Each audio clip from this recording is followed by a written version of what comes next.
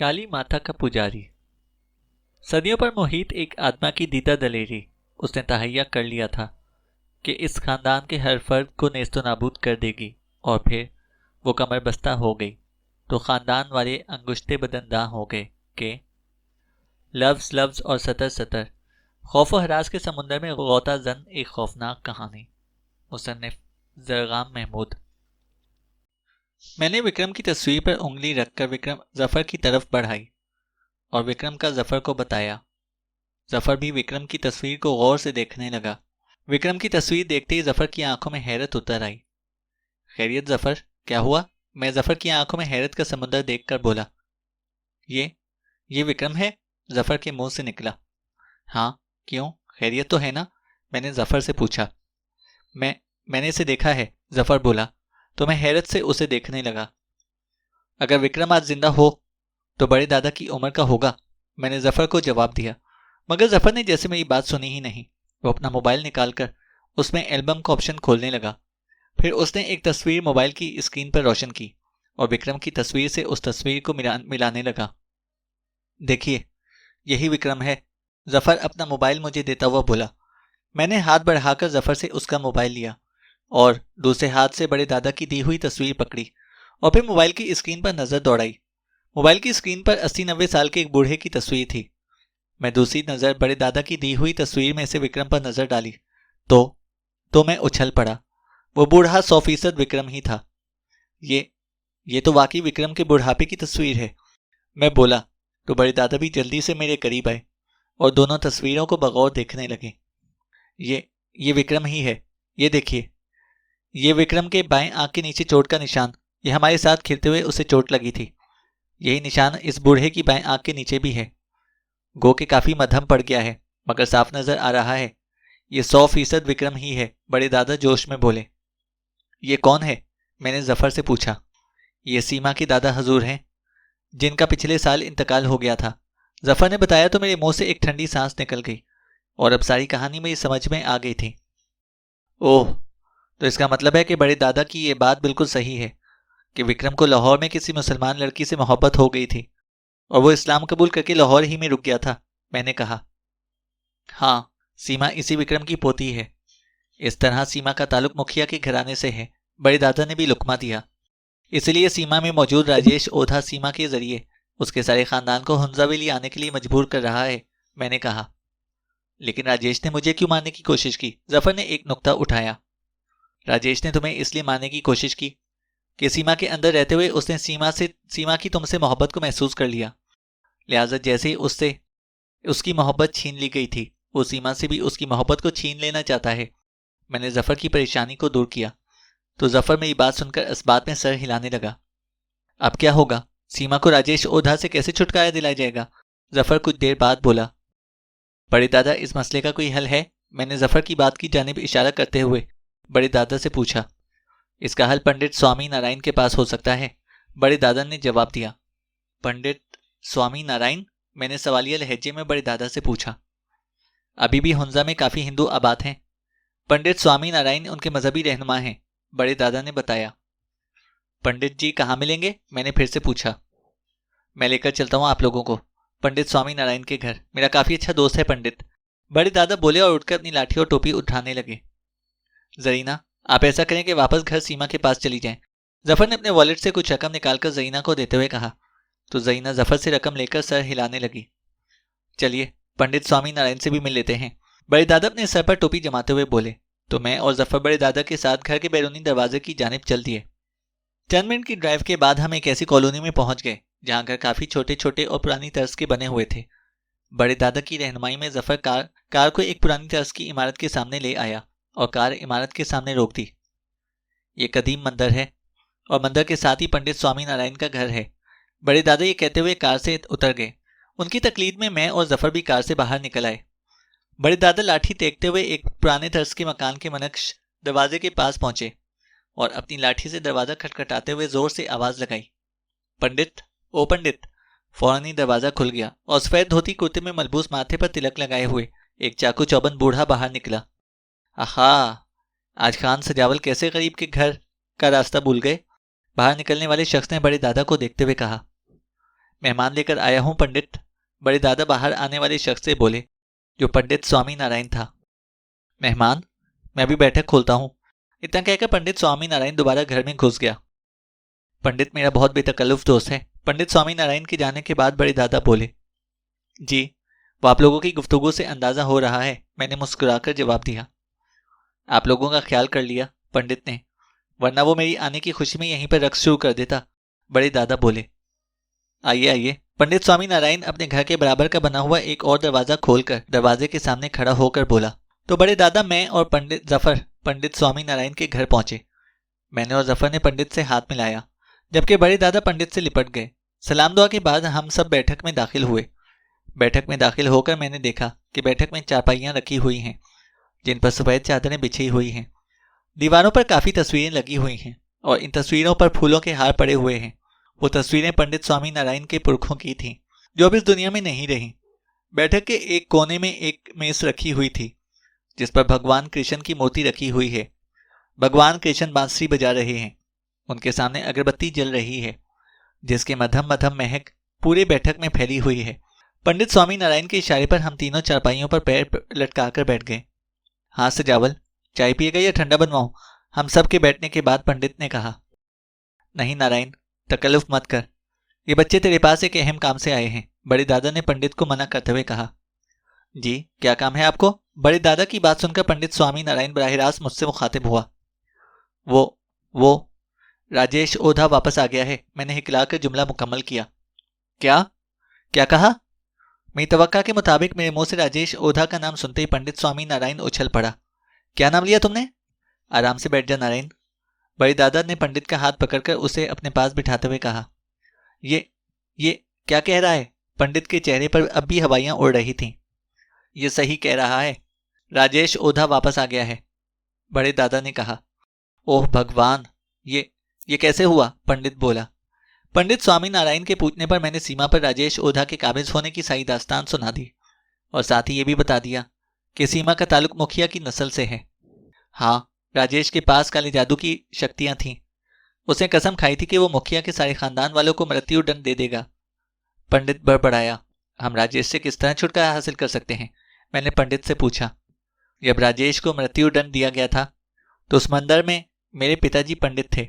उन्होंने राजेश के बारे में काफ़ी रिसर्च की थी और अपनी डायरी में वो तरीका और मंत्र लिख दिया था जिसके जरिए राजेश के कब्जे से सीमा को छुड़ाया जा सकता है और राजेश को मजबूर किया जा सकता है कि वापस अपनी मूर्ति में चला जाए। पंडित स्वामी नारायण ने जवाब दिया और उठकर बैठक के अंदर अंदरूनी दरवाजे को खोलकर घर के अंदर चला गया। पंडित के जाने के बाद हम सब खामोश बैठे रहे। कुछ ही देर बाद पंडित वापस बैठक में आया। उसके एक हाथ में एक काले रंग की डायरी थी जिसे वक्त पलटते हुए पंडित कुछ पढ़ रहा था। इस डायरी में बड़े तफसील से वो तरीका लिखा है जिसके जरिए हम राजेश को दोबारा इस मूर्ति में भेज सकते हैं। पंडित स्वामी नारायण हमारे साथ बैठते हुए बोला। क्या तरीका है? मैंने पूछा। आप संस्कृत जानते हैं? पंडित ने मेरे सवाल के जवाब देने की बजाय खुद सवाल कर दिया। जी, मैं अच्छी तरह संस्कृत जानता हूँ। क्यों? जवाब देने के बाद मैंने भी सवाल दाग दिया। मेरे स्वर्गवासी पिताजी ने ये डायरी संस्कृत में लिखी है, पंडित ने जवाब दिया। ऐतराज ना हो तो मुझे दिखाइए, मुझे काफ़ी अच्छी संस्कृत आती है, मैंने कहा। तो पंडित ने डायरी मेरे हवाले कर दी। मैंने पंडित के हाथ से डायरी ली और उसे पढ़ने लगा।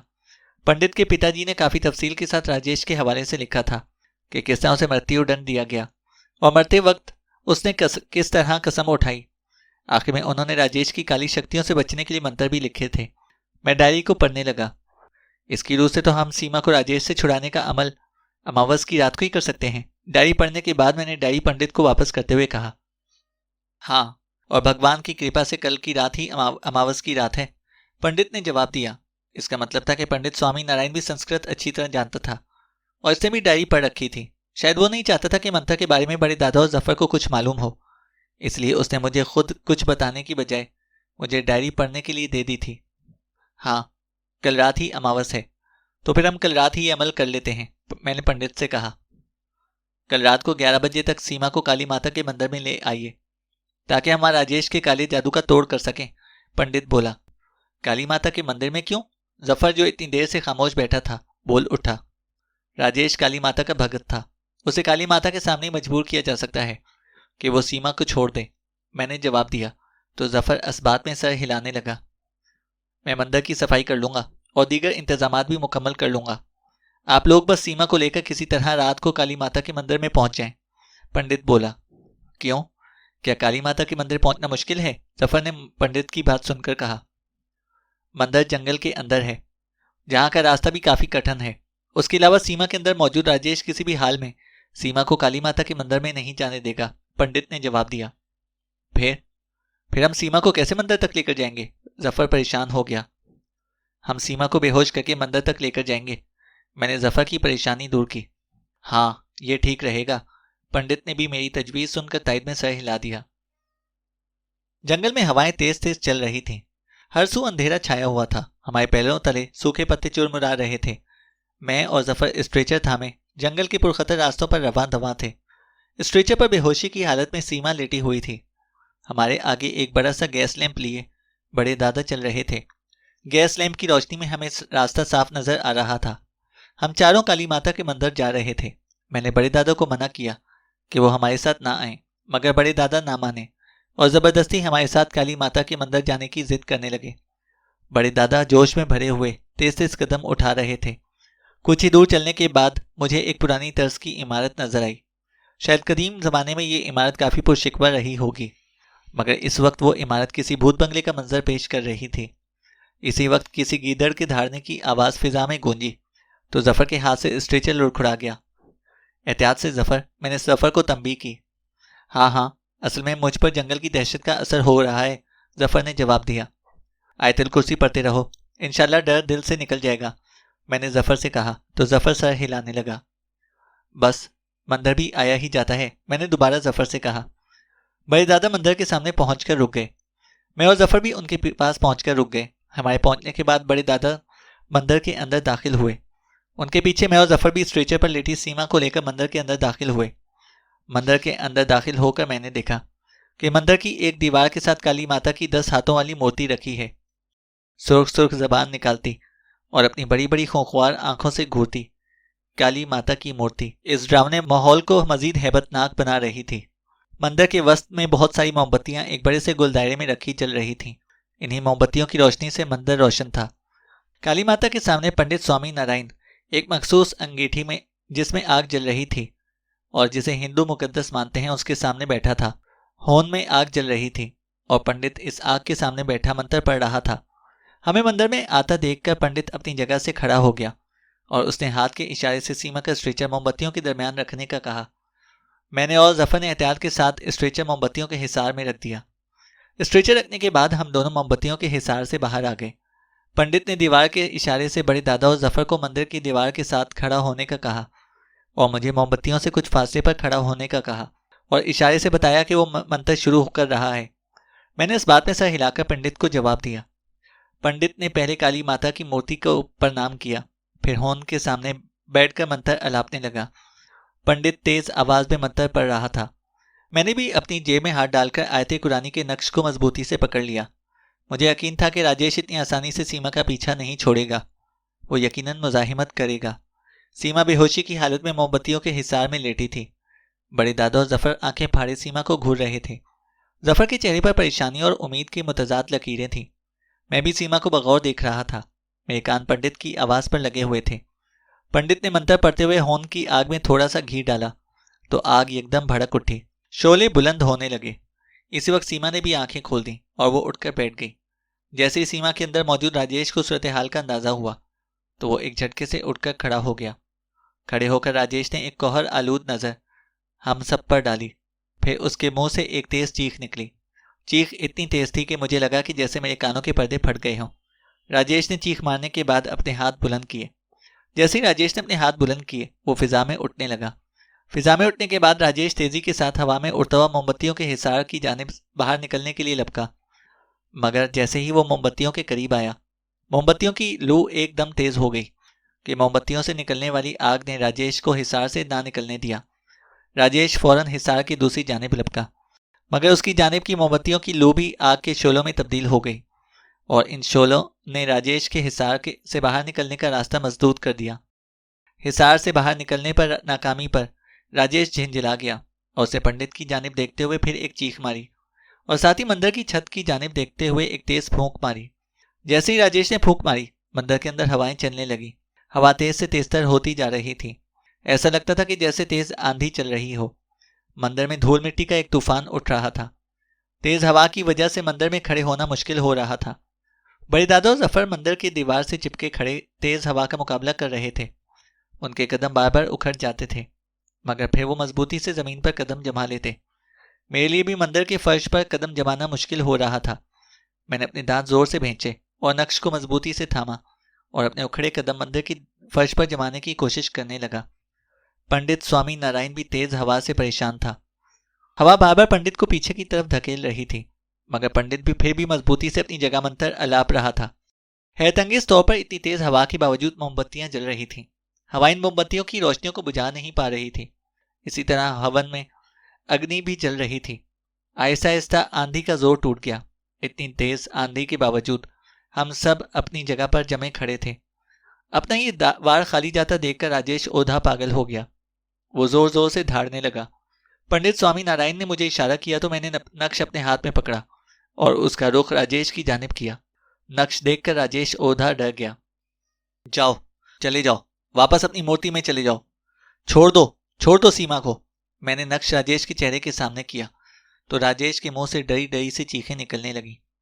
वो डर के मारे पीछे हटने लगा, मगर मोमबत्तियों की लू ने उसे मजीद पीछे हटने से रोक दिया। राजेश बुरी तरह चीख रहा था। अचानक राजेश ऊपर की जानिब उठने लगा। इसी वक्त पंडित स्वामी नारायण ने काली माता के सामने रखे सिंदूर में से थोड़ा सा सिंदूर लेकर फिजा में उछाला तो वो सिंदूर सीधा राजेश ओधा की जानिब गया। जैसे ही सिंदूर राजेश के बदन पर पड़ा, सीमा के अंदर काबिज राजेश ओधा ने एक तेज चीख मारी और फिर सीमा के नाक और कानों से स्याह धुआं निकलने लगा। जब सीमा के अंदर से सारा स्याह धुआं निकल गया तो सीमा धड़ाम से बेहोश होकर गिर पड़ी और स्याह धुएं ने एक इंसानी शबीह बना ली। वो इंसानी शबीह राजेश ओधा की थी। राजेश ओधा सीधा अपनी मूर्ति तक पहुंचा और सारा स्याह धुआं मूर्ति में समा गया। जैसे ही सारा धुआं मूर्ति के अंदर गया, पंडित इंतहाई तेजी के साथ आगे बढ़ा और उसने स्याह मूर्ति को अपने हाथ में उठाया और अपने गले में पड़े स्याह धागे को निकालकर मूर्ति के गिर्द इस तरह लपेटने लगा जैसे किसी इंसान को जंजीरों में जकड़ा जाता है। मूर्ति के गिर्द स्याह धागा लपेटने के बाद पंडित ने फातिहाना अंदाज में हमारी तरफ देखा। मैंने पंडित की जानिब देखने के बाद जफर को इशारा किया कि वो सीमा को संभाले, जो बेहोशी की हालत में मंदिर के फर्श पर पड़ी हुई थी। मेरा इशारा पाती जफर लपक कर सीमा तक पहुंचा और सीमा का सर अपनी गोद में रखकर उसे होश में लाने लगा। थोड़ी सी कोशिश के बाद सीमा को होश आ गया। सीमा को होश आने के बाद जफर ने उसे सहारा देकर खड़ा किया। सीमा बहुत निढाल हो रही थी। वो जफर का सहारा लेकर खड़ी हो गई, मगर उसकी टांगें लरज रही थीं। अब सीमा राजेश के असर से आजाद है। पंडित हमारे करीब आते हुए बोला, राजेश दोबारा अपनी मूर्ति के अंदर चला गया है। इस मूर्ति को नेस्तो नाबूद कर देना चाहिए ताकि बाद में कभी राजेश वापस ना आ सके। जफर पंडित की बात सुनकर बोला, इस मूर्ति को नष्ट नहीं किया जा सकता। पंडित ने जवाब दिया। क्यों? मैंने पूछा। राजेश ओधा के पास भी बड़ी ताकत है, वो काली शक्तियों का माहिर है। और फिर राजेश के साथ बहुत नाइंसाफी हुई थी। उसने तो सिर्फ मोहब्बत की थी, कोई जुर्म तो नहीं किया था। पंडित बोला, इसका मतलब है कि राजेश फिर कभी वापस आकर नुकसान पहुंचा सकता है। बड़े दादा जो इतनी देर से खामोश खड़े थे और बातें सुन रहे थे बोल उठे, राजेश से मुखिया के खानदान का दुश्मन है, वो किसी और शख्स को नुकसान नहीं पहुंचाएगा। पंडित बड़े दादा की बात सुनकर बोला, लेकिन मुखिया का खानदान का दुश्मन तो वो रहेगा ना। बड़े दादा हुज्जत करते हुए बोले, राजेश कभी भी हुंजा वैली से बाहर नहीं जा सकता। मुखिया के खानदान के किसी भी अफराद को चाहिए कि वो कभी भूल से भी हुंजा वैली का रुख ना करे। पंडित ने जवाब दिया, इसका मतलब है कि जफर और सीमा फौरन से बेशतर हुंजा वैली छोड़कर वापस चली जाएं। मैंने पंडित से पूछा। इन दोनों के हक में यही बेहतर रहेगा, पंडित ने जवाब दिया।